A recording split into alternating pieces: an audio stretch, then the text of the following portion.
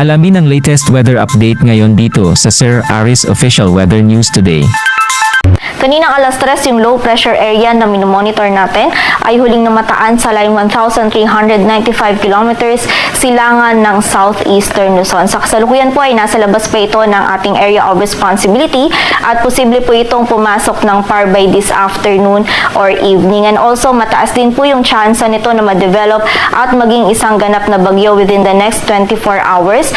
So possible po this afternoon or bukas ng Lunes ay ito po ay maging isang ganap na bagyo at tatawagin po natin itong Christine. At ayon nga sa ating latest analysis ay posible po itong lumapit dito sa northern at dito sa may silangan ng northern at central Luzon, and also hindi rin po natin inaalis yung possible na landfall scenario dito sa northern at central Luzon area. Ngunit dahil nga po hindi pa ito isang ganap na bagyo is mataas pa po yung uncertainty na magbago yung ating track scenario.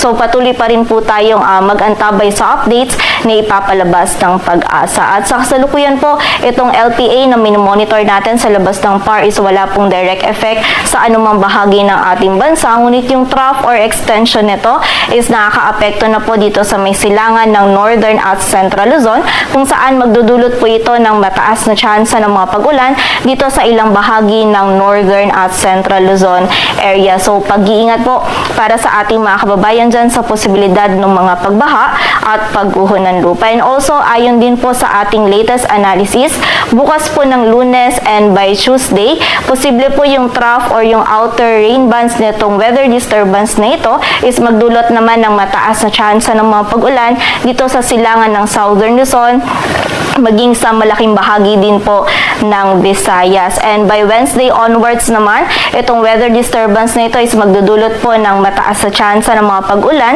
dito sa malaking bahagi ng Luzon at Visayas. So muli po, continuous monitoring po tayo at patuloy na magantabay sa updates na ipapalabas ng Pag-asa.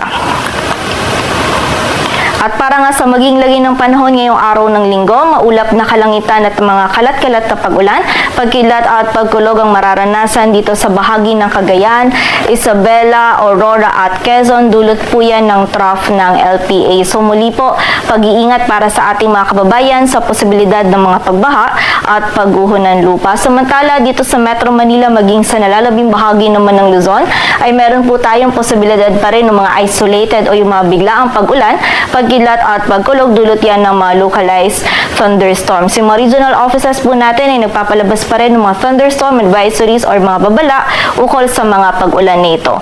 Agwat ng temperatura sa Metro Manila ay mula 25 to 31 degrees Celsius.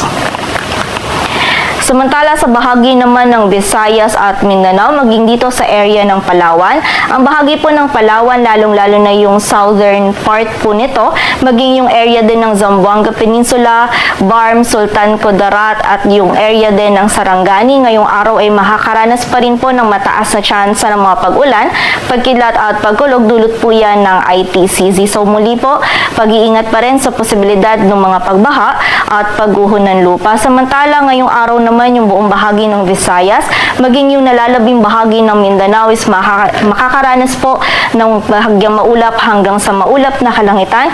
Meron tayong mararanasan lamang ng mga isolated na mga pag-ulan.